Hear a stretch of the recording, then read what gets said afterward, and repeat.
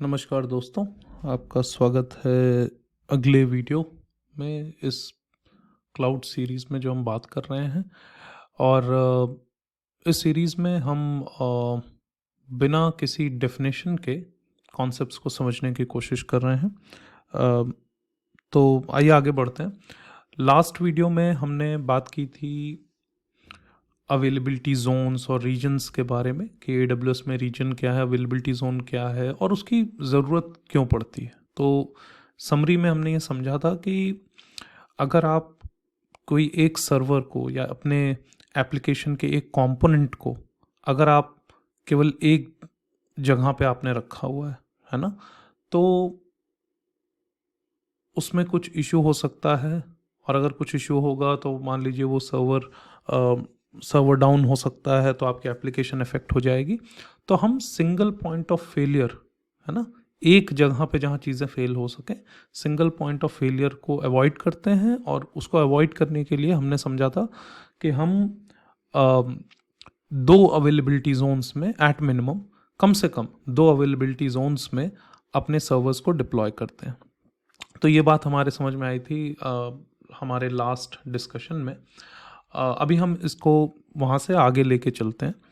तो अभी हम इस पर्टिकुलर डिस्कशन में हम ये करेंगे कि हम एक एप्लीकेशन आर्किटेक्चर बनाने की कोशिश करेंगे बहुत सिंपल टर्म्स में, और फिर देखेंगे कि किस तरह से AWS की सर्विसेज को हम यूज़ करके अपने एप्लीकेशन आर्किटेक्चर को बेटर कर सकते हैं और काफ़ी आसान तरीके से इन अ वेरी इजी मैनर हम उसको कैसे कर सकते हैं वो हम देखेंगे। ठीक है, तो हम एक वेब एप्लीकेशन का एग्जांपल लेके अभी आगे बढ़ेंगे। तो सबसे पहले कोई भी एक वेब एप्लीकेशन में आप ये तो समझ लीजिए कि सबसे पहले आपके पास ऑफ कोर्स एक वेब सर्वर होगा।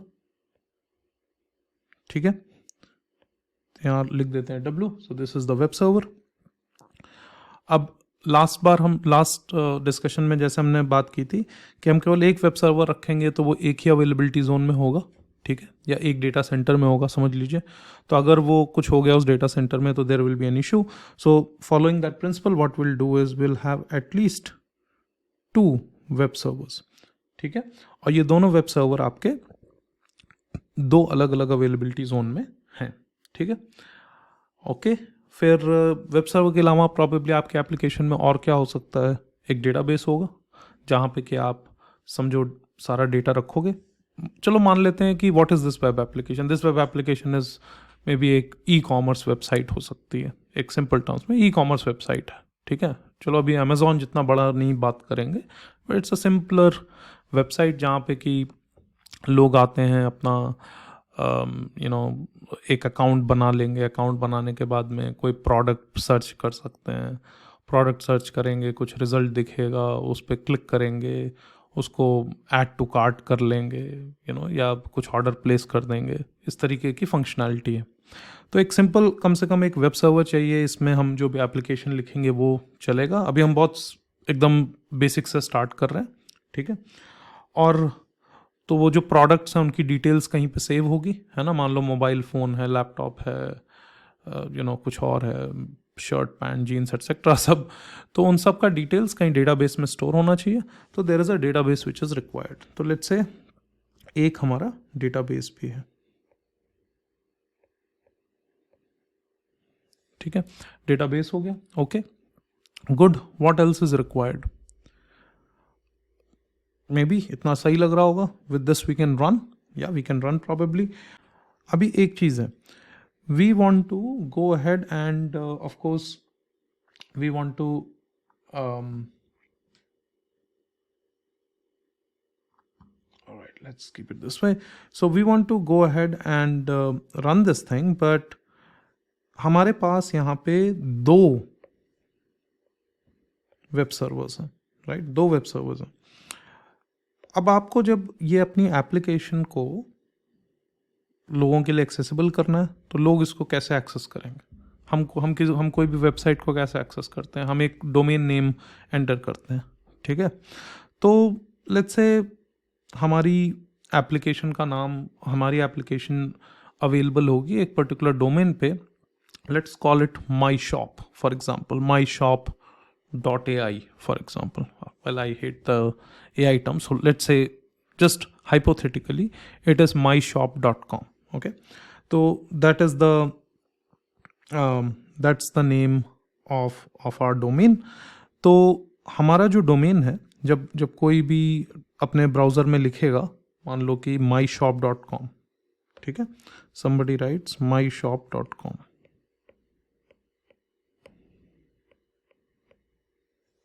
ओके, तो myshop.com लिखने पे it should the person should come to our website. But here is the thing, अब आप सोचो इसको, हमारे पास में दो वेब सर्वर, ऑफकोर्स दोनों वेब सर्वर की अपनी अपनी IP एड्रेस होगी. सो वो इन दोनों में से किस पे आएगा? दोनों में से किसी पे भी आ सकता है, ठीक है, बट अल्टीमेटली वो डिस्ट्रीब्यूशन कैसे होगा?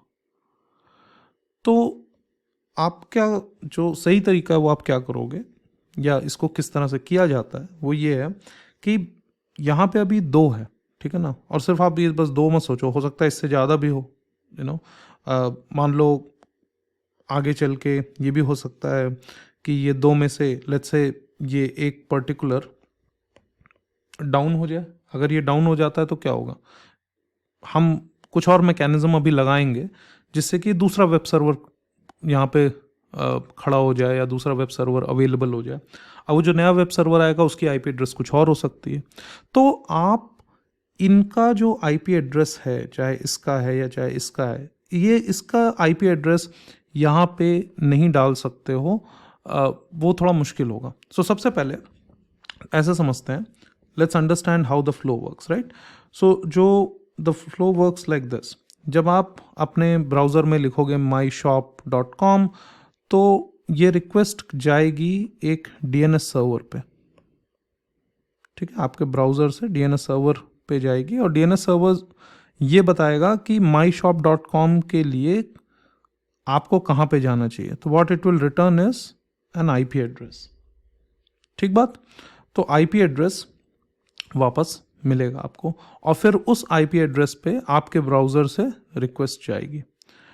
अब यहाँ पे हमारे पास चूँकि दो सर्वर हैं, इनकी कुछ IP एड्रेस है, आज ये है, कल को कोई और वेब सर्वर भी हो सकता है. मान लो अगर ये डाउन हो गया तो कोई और वेब सर्वर आ जाएगा. तो इनके IP एड्रेस पे डिपेंड करना is not a good idea, अच्छा नहीं रहेगा, ठीक है. और ये भी है कि अभी ये दो हैं, मान लो कि कल को हम इन दो के बजाय हमारे पास 4 हो जाते हैं, तो फिर आप क्या करोगे? आप यहाँ आके बदलते नहीं रह सकते ना, बहुत मुश्किल होगा वो. तो एक उससे ज़्यादा बहुत ही कन्वीनियंट तरीका होता है कि what you do is you put something called a load balancer in front of this, ठीक है. तो आप यहाँ पे एक लोड बैलेंसर सेटअप करोगे. तो लोड बैलेंसर का काम क्या है? Load balancer as the name says it balances the load. So load balancer क्या करेगा? जो भी रिक्वेस्ट लोड बैलेंसर तक आती है, लोड बैलेंसर उस रिक्वेस्ट को अपने नीचे, अपने नेक्स्ट स्टेप पे जो भी सर्वर्स हैं उनमें डिस्ट्रीब्यूट कर देगा, ठीक है. और ये जो डिस्ट्रीब्यूशन करेगा, ये इन दिस डायग्राम तो दो ही आप देख रहे हो, but it's not necessary that ये दो ही हों. ये 10 सर्वर्स हो सकते हैं, 8 सर्वर्स हो सकते हैं, 9 सर्वर्स हो सकते हैं, मतलब कितने भी हो सकते हैं, ठीक है. और ये डायनेमिक हो सकता है. सबसे इम्पॉर्टेंट बात ये है कि ये डायनेमिक हो सकता है, राइट. सो अभी मान लीजिए 2 हैं, आफ्टर सम टाइम यहाँ पे 6 हो जाए, नॉट अ प्रॉब्लम, ठीक.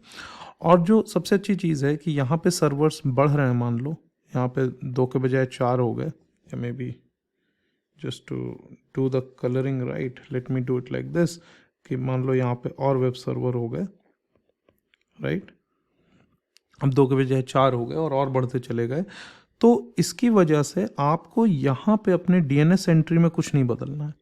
आपके DNS एंट्री में एक ही रिकॉर्ड आपको डालना होगा, जहाँ पे कि आप बोलोगे myshop.com should resolve to this particular load balancers DNS, केवल वो एक एंट्री आपको डालनी पड़ेगी। तो हमेशा रिक्वेस्ट क्या होगी, पहले आप जो कोई भी यूज़र जो आपकी वेबसाइट विजिट करेगा वो हमेशा रिक्वेस्ट ऑटोमेटिकली कहाँ आ जाएगी, इस लोड बैलेंसर पे आ जाएगी। और फिर ये लोड बैलेंसर क्या करेगा, लोड बैलेंसर उसको डिस्ट्रीब्यूट कर देगा जितने भी वेब सर्वर्स हैं उस पर। ठीक है, ओके। नाउ लोड बैलेंसर का ये सिर्फ एक ही काम नहीं है। लोड बैलेंसर का ये तो एक काम है कि उसको डिस्ट्रीब्यूट करना है, but at the same time उसको ये चेक भी करना है कि जो ये मेरे 4 वेब सर्वर हैं ये हेल्दी हैं कि नहीं। अगर ये हेल्दी हैं तब तो ठीक है, I should send the traffic to these servers, traffic भेजना चाहिए। लेकिन अगर ये सर्वर हेल्दी नहीं है तो फिर ट्रैफिक नहीं भेजना चाहिए। तो उसके लिए क्या होता है कि जो लोड बैलेंसर आपका वो हेल्थ चेक करता है। ठीक है, तो हेल्थ चेक करता है, तो कुछ अपना डिफ़ॉल्ट हेल्थ चेक होता है, लेकिन आप उसको जा करके कस्टमाइज भी कर सकते हो। You can customise it. आप कॉन्फ़िगर कर सकते हो कि कितनी फ्रीक्वेंसी पे वो होना चाहिए, हर 50 सेकेंड्स होना चाहिए, हर 30 सेकेंड्स होना चाहिए, है ना। तो और ड्यूरिंग दैट हेल्थ चेक वो किस पोर्ट पे होगा, है ना, वो सारा चीज़ आप क्या प्रोटोकॉल यूज़ करेगा हेल्थ चेक में, वो सब आप कॉन्फ़िगर कर सकते हो। तो आप लोड बैलेंसर के लेवल पे आप हेल्थ चेक कॉन्फ़िगर कर देते हो और लोड बैलेंसर वो हेल्थ चेक करता रहता है इन सारे सर्वर्स पे। और अगर वो हेल्थ चेक पास होता है तो मतलब कि ये सर्वर हेल्दी है, हेल्थ चेक फेल हुआ तो सर्वर अनहेल्दी है। ठीक है, और अगर सर्वर हेल्दी है तब फिर उसको लोड बैलेंसर से अगली रिक्वेस्ट मिलेगी, अगर वो अनहेल्दी हो गया तो नहीं मिलेगी। ठीक है, तो ये फ्लो आपके समझ में आ गया। ओके, अब एक चीज़ इसमें और समझ लेते हैं कि यहाँ पे डेटाबेस तो एक ही है, एक सर्वर है। ये भी अगर आप इस पूरे इसमें देखो तो ये बिकॉज डेटाबेस एक ही एंटिटी है या एक नोड है, एक सर्वर है, तो ये सिंगल पॉइंट ऑफ फेलियर है। तो हमें इसको रिजॉल्व करने के लिए कुछ करना पड़ेगा, हम उस पर आते हैं 1 मिनट में। लेकिन अब इसमें अभी क्या कर लेते हैं, जो हमने लास्ट वीडियो में टर्म सीखा था अवेलेबिलिटी जोन, उसको इस पर ड्रॉ कर देते हैं जिससे कि क्लैरिटी हो जाए। ठीक है, सो इसमें हम बना देंगे availability zones. Okay, so let's say first availability zone के टर्म्स में अगर हम ड्रॉ करें तो लेट्स से ये हो गया हमारा एक अवेलेबिलिटी जोन। ठीक है, और उसी तरह से हमारा हो जाएगा एक और अवेलेबिलिटी जोन यहाँ पे। Okay, I'll just get rid of this thing. ठीक है, तो अब आपको क्लियर होना चाहिए। तो यहाँ पे 2 अवेलेबिलिटी जोन्स बन गए। तो ये जो ब्लैक बाउंड्रीज हैं 2 अवेलेबिलिटी जोन्स। अभी इसमें एक समझने वाली चीज़ है, यू माइट बी थिंकिंग कि लोड बैलेंसर तो दोनों अवेलेबिलिटी जोन में स्प्रेड हो रहा है, ये कैसे है। तो ये नेचर है जो कि आपको AWS के लोड बैलेंसर में मिलता है बाय डिफ़ॉल्ट। तो when you go ahead and create a load balancer, जब आप बनाओगे लोड बैलेंसर तो आप ये देखोगे कि यू कैन स्प्रेड इट, आप उसको 2 अवेलेबिलिटी जोन्स में स्प्रेड कर सकते हो। नॉट ओनली 2, आप you can even do it in 3, आप 3 में भी स्प्रेड कर सकते हो। ठीक है ना, तो आप जब आप बनाते हो लोड बैलेंसर क्रिएट करते हो उस समय आप किन किन अवेलेबिलिटी जोन में उसको होना है ये चीज़ आप स्पेसिफाई करते हो। ठीक है ना, तो एज अ नेक्स्ट स्टेप आपको क्या करना चाहिए, you should go and create a load balancer and try to see कि कैसे आप उसको मल्टीपल अवेलेबिलिटी जोन्स में स्प्रेड कर रहे हो। मैं डिस्क्रिप्शन में कुछ वीडियोस लिंक करूँगा, you can go and watch those videos if you want, या AWS डॉक्यूमेंटेशन देख लीजिए कि how to create a load balancer, and with that go ahead and create a load balancer to understand this more. बाकी मैं कुछ और video लगा दूंगा जो कि जिसमें मैंने डिटेल डेमो दिखाया हुआ है पहले, तो आप उसको देख सकते हो। ठीक है, तो लोड बैलेंसर आपका 2 अवेलेबिलिटी जोन्स में स्प्रेड है। लेट्स राइट इट हियर, ये अवेलेबिलिटी जोन A हो गया, ये वाला अवेलेबिलिटी जोन B हो गया। ठीक है। अभी आपका लोड बैलेंसर 2 अवेलेबिलिटी जोन्स में होगा, गुड। वेब सर्वर्स आपके 2 अवेलेबिलिटी जोन्स में स्प्रेड हैं, आप देख सकते हो। 2 web servers availability zone A में हैं और 2 वेब सर्वर्स ये और ये वाला अवेलेबिलिटी जोन बी में है और ये 2 अवेलेबिलिटी जोन ए में है, ठीक है। ये बात भी सही है। अब इशू केवल एक बचा है डेटाबेस का। डेटाबेस आपका केवल अवेलेबिलिटी जोन ए में है। तो अब अगर एट दिस पॉइंट ऐसा होता है कि बिकॉज ऑफ कोई issue availability zone A down हो जाता है, वो बिल्डिंग में कुछ इशू हो गया, कुछ ख़राब हो गया, तो आपकी एप्लीकेशन डाउन हो जाएगी बिकॉज आपका डेटाबेस इनएक्सेसिबल हो जाएगा। तो इसको सॉल्व करने के लिए हमारे पास क्या सोल्यूशन है? इसको सॉल्व करने के लिए हमें डेटाबेस को भी 2 अवेलेबिलिटी जोन्स में रखना पड़ेगा, ठीक है। अब लेट्स से ये डेटाबेस अभी एक रिलेशनल डेटाबेस है। फॉर एग्जांपल आप एज्यूम कर सकते हो कि माई सीक्वल हो सकता है या मे बी सीक्वल सर्वर हो सकता है, राइट? इस टाइप का रिलेशनल डेटाबेस है। तो ये जनरली रिलेशनल डेटाबेसेस 1 नोड पे चलते हैं या एक मशीन पे चलते हैं। अब इसके भी कुछ सोल्यूशन है। अभी आप ये कैसे रिजॉल्व करोगे जो सिचुएशन है आपके सामने? तो इसके लिए आप क्या करते हो, आप यूज करते हो मल्टी एजी आरडीएस। मल्टी एजी आरडीएस, ठीक है।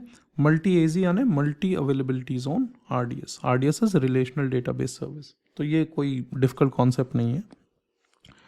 तो AWS ने क्या किया है कि एक आपको सर्विस दे दी है RDS करके।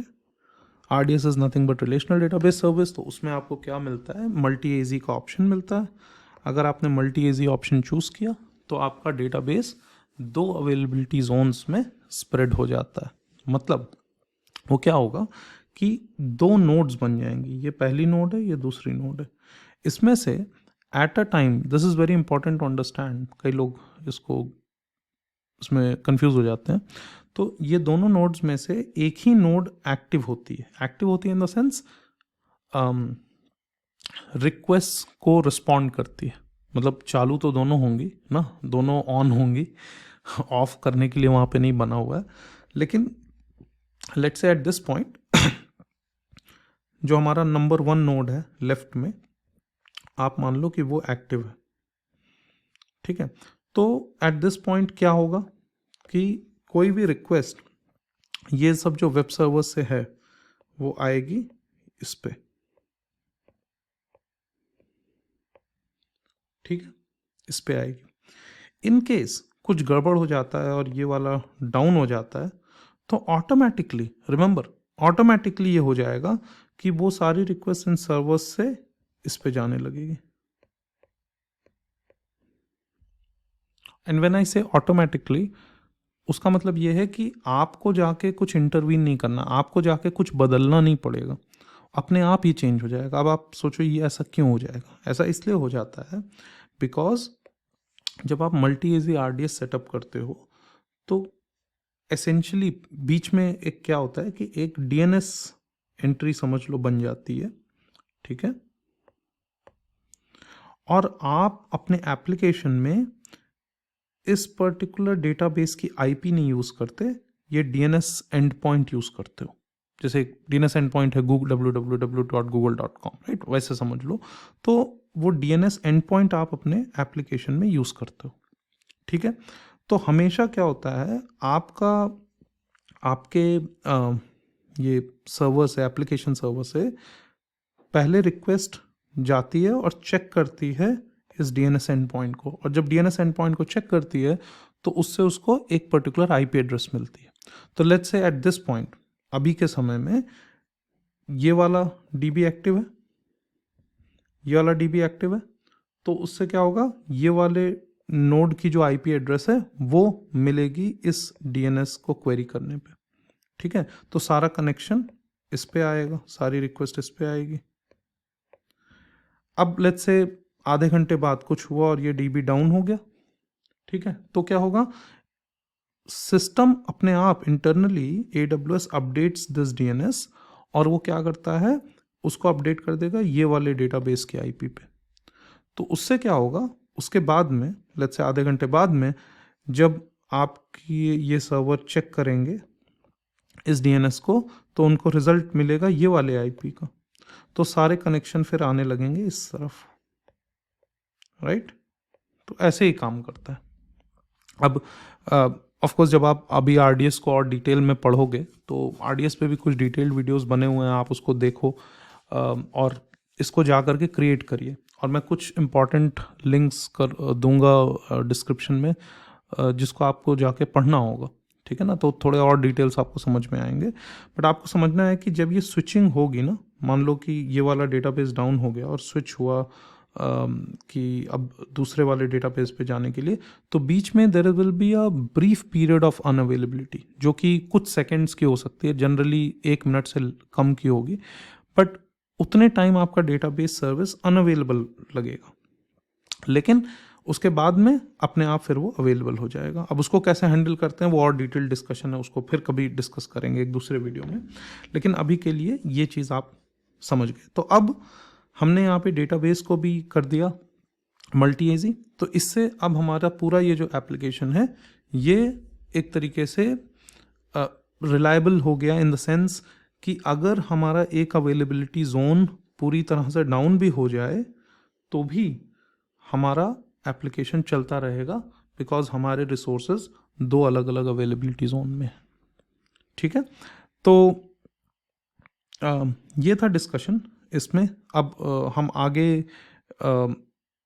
इस डायग्राम को और आगे भी एक्सटेंड करेंगे, तो आप हमसे अगले वीडियो में भी मिलिए, तो फिर इसको और आगे एक्सपैंड करते हैं और सर्विसेज को ले आते हैं और उसमें डिस्कशन को आगे बढ़ाते हैं। अगर ये समझ में आया जो भी हमने बात की तो नीचे कमेंट करके बताइए कि समझ में आया कि नहीं। और डिस्क्रिप्शन में कुछ जो आपको लिंक्स दे रहा हूँ, please go through those links और उसको समझ के सिर्फ देखिए नहीं, देखने के साथ में you have to go and experiment, ठीक है। तो that is very important. All right, so with that I will go ahead and wrap this up. I hope कि आपको कुछ समझ में आया होगा इस वीडियो में। हम मिलेंगे अगले वीडियो में बहुत जल्दी, और बताइए कि समझ में आ रहा है, कुछ ठीक लग रहा है या इसमें क्या चेंज करना चाहिए, एंड अकॉर्डिंगली हम आगे बढ़ेंगे, ठीक है। चलिए, धन्यवाद, बाय बाय।